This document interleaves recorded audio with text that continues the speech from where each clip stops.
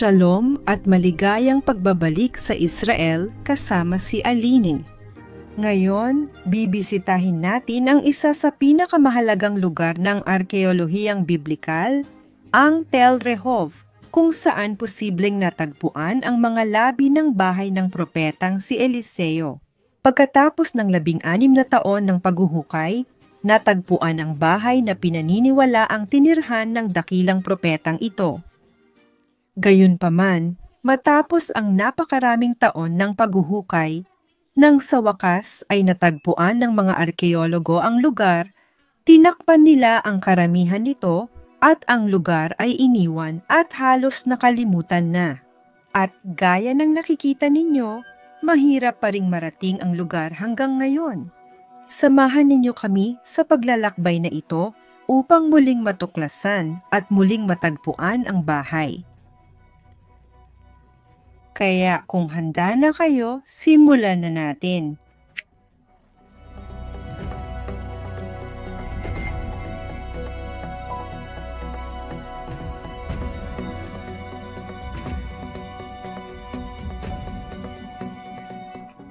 Makikita ninyo na ang lugar na ito ay may limitadong access hanggang ngayon.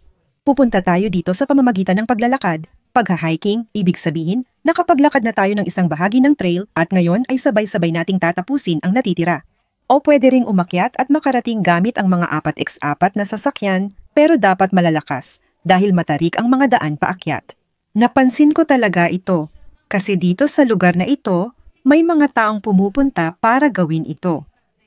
Mga pamamasyal, paglalakbay at pagha-hiking. Pero ang karamihan sa kanila ay walang kaalam-alam na ang lugar na ito ay Tel Rehov at dito ay may malinaw na kaugnayan kay propetang Eliseo. At hindi rin ito basta-basta lang. Walang anumang palatandaan sa kahit anong bahagi, sa kahit anong daan, walang karatula sa kalsada, wala talaga. At parang sinasadya talaga na ayaw nilang malaman ng mga tao kung ano ang lugar na ito, pero ipapakita namin sa inyo ang lahat ngayon. Tara na. At talaga namang hindi ko alam kung bakit hindi kilalang kilala ang lugar na ito. Ang makikita natin ay isang bagay na revolusyonaryo sa biblikal at propetikong arkeolohiya. At kapag tinitingnan mo ang bundok, malinaw mong makikita ang mga lugar na hinukay. Ang mga arkeologo dito ay nagtrabaho ng 16 na taon, tonelada-toneladang materyales ang inanalisa. Talagang malalim at mahirap ang trabahong ginawa ng arkeologong si Amichai Mazar. Pero noong 2013, pagkatapos nilang matagpuan ang bahay na ito na makikita natin, nagpasya silang umalis at iniwan na nila ang lugar mula pa noong 2013. Walang mga paghuhukay dito, kaya nakikita natin ang mga labi ng mga paghuhukay. Pero makikita rin natin na wala nang nagtatrabaho dito sa loob ng maraming taon.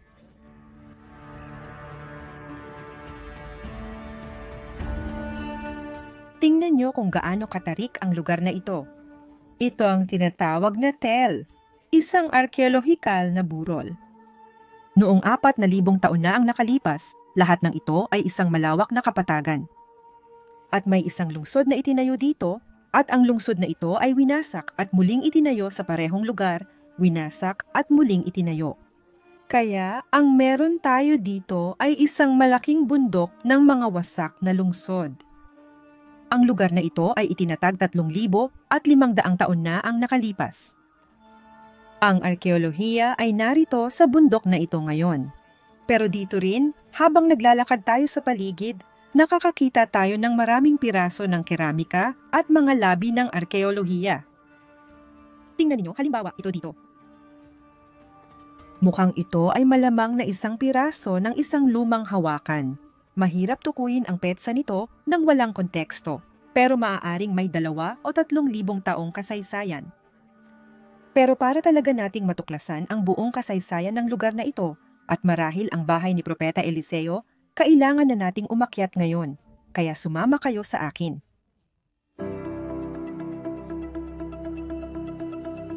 Sa bawat hakbang na inaakyat natin, nakikita natin na mas marami pang arkeolohiya ang lumalabas. Tingnan ninyo itong sahig na puno ng mga labi ng arkeolohiya. Tingnan ninyo dito, Napaka-interesante nitong piraso ng keramika. At ngayon, meron tayong isang matarik na akyatin na gagawin nating sabay-sabay, pero sulit naman ito. Tara na!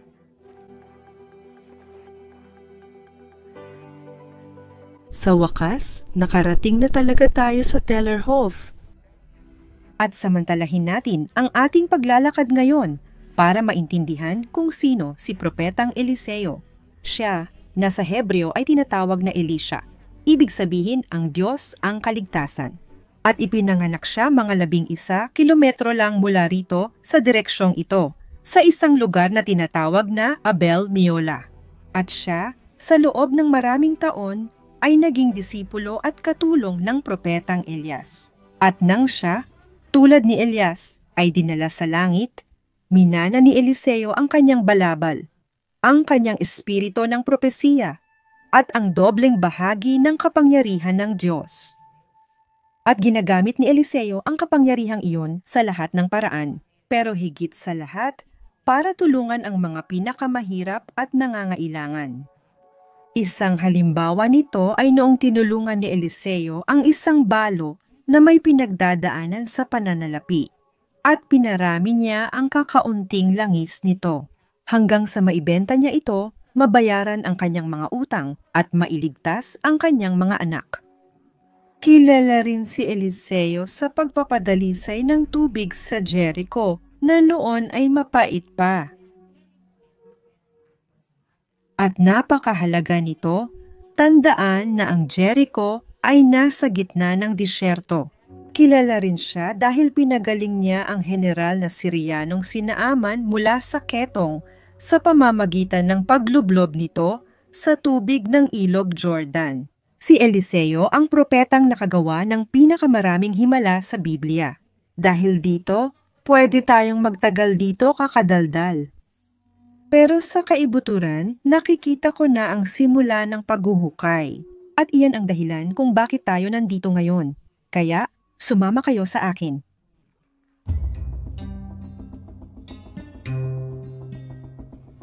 Wow! Tingnan nyo kung gaano ito kaganda.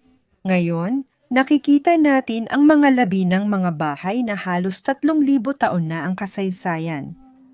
Ito ay isang bagay na hindi mo makikita sa karamihan ng bahagi ng mundo. Dahil dito, magagawa lang natin ito kapag naglalakbay tayo.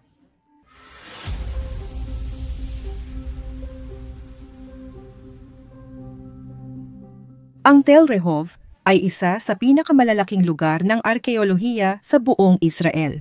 At si Mihai Mazar ay naghukay dito sa loob ng 16 na taon.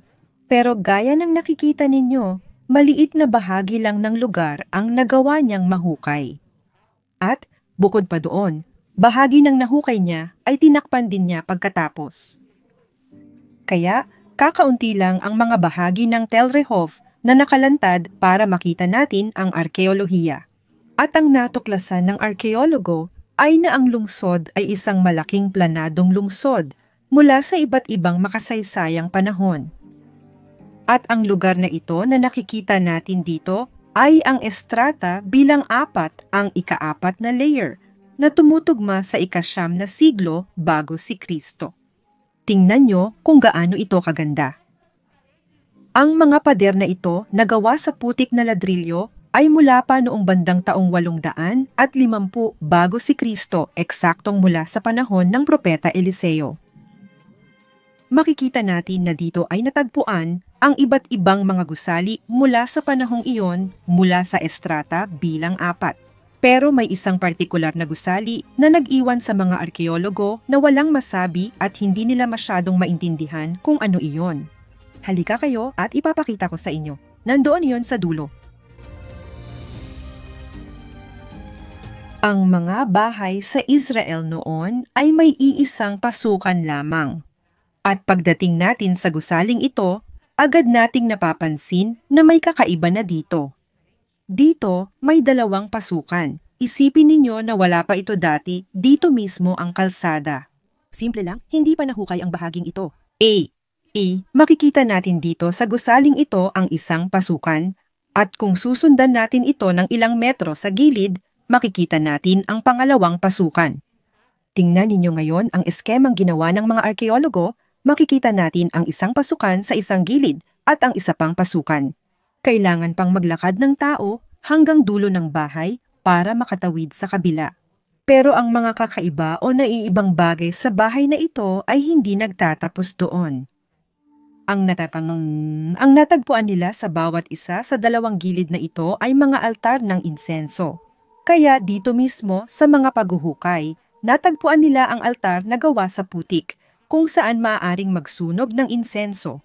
At sa kabila rin, ipinapahiwatig nito na mayroong uri ng banal na gawain sa loob ng lugar na ito. Pero ang pinaka-espesyal sa lahat ng natuklasan dito ay ang isang maliit na piraso ng keramika na may nakasulat na pulang tinta. Eliseo, natagpuan ang pangalan ng propeta dito sa loob ng bahay na ito na noon pa man ay isang banal na lugar. At hindi lang iyon. Ang inskripsyong ito ay tinatayang mula pa noong 850 bago ipanganak si Kristo ayon sa mga arkeologo. Eksaktong mula sa parehong panahon ng bahay at eksaktong sa parehong panahon na si Eliseo ay nagpapahayag ng propesiya. At tandaan na ang pangalang Eliseo ay hindi karaniwang pangalan noong panahong iyon. At ang mas bihirang pangalan pa ay Ninsi. Mayroon ba sa inyo na nakarinig na ng pangalang Ninsi? At hindi lang isa, pero dalawang inskripsyon na may pangalang Ninsi ang natagpuan dito sa Tel Rehov. Pero sino ba itong si Ninsi at ano ang koneksyon niya kay Eliseo? Kailangan nating bumalik sa panahong iyon noong ang kaharian ng Israel ay pinamumunuan ni Joram, isang haring sumasamba sa mga Diyos-Diyosan.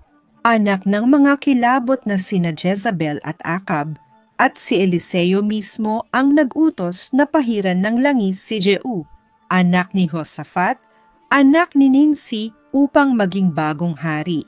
At pagkatapos, pinatay ni Jehu si Joram at inangkin ang kapangyarihan para sa kanyang sarili.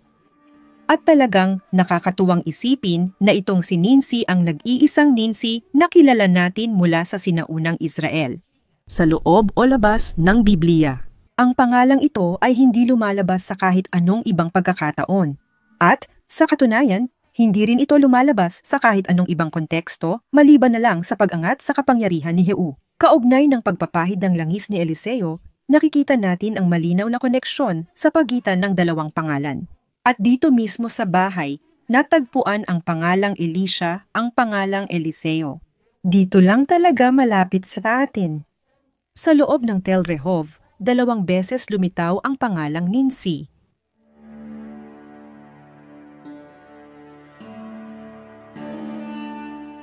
Iniwan na ng mga arkeologo ang lugar na ito mahigit 10 taon na ang nakalipas.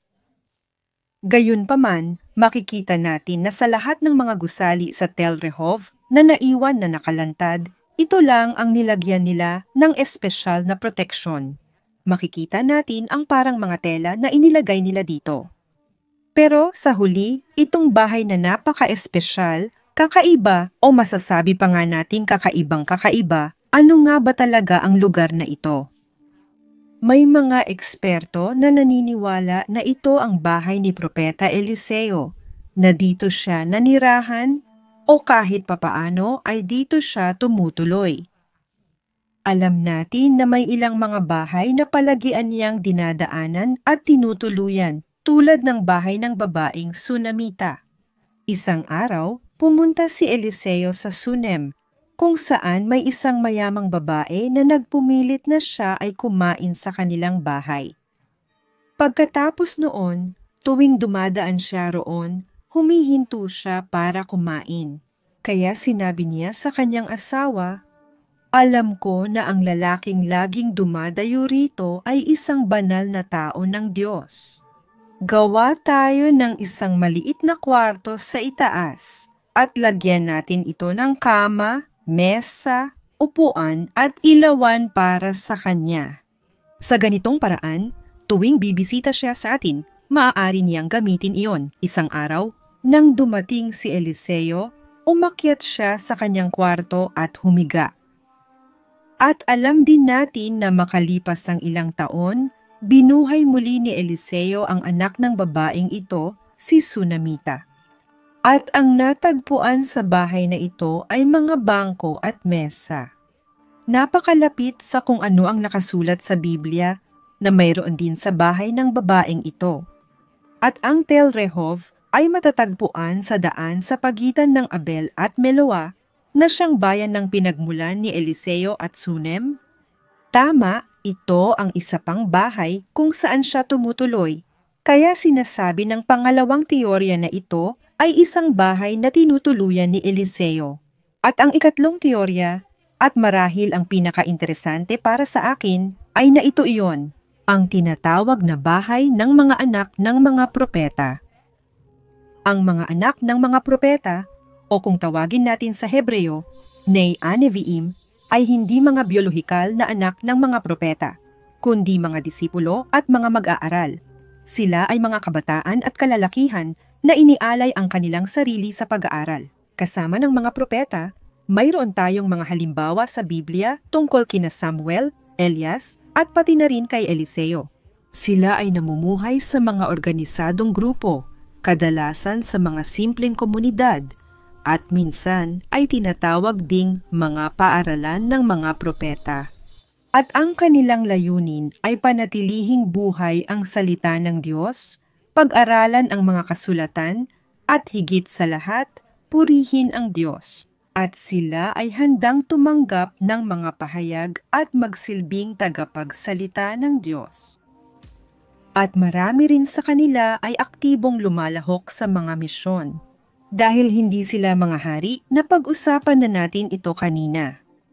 Nasa ikalawang hari, Kabanata 9 nakasulat na si Eliseo ay nagpadala ng isa sa mga anak ng mga propeta upang pahiran ng langis si Jehu bilang hari. At ang mga anak ng mga propeta ay may mga bahay kung saan sila naninirahan at nagtitipon, pati na rin ang Biblia ay tumutukoy sa mga bahay o lugar ng mga anak ng mga propeta. Ang halimbawa ay nasa ikalawang hari, Kabanata 6, at sinabi ng mga anak ng mga propeta kay Eliseo, "Narito, ang lugar na tinitirhan namin kasama ka ay masyadong makitid para sa amin.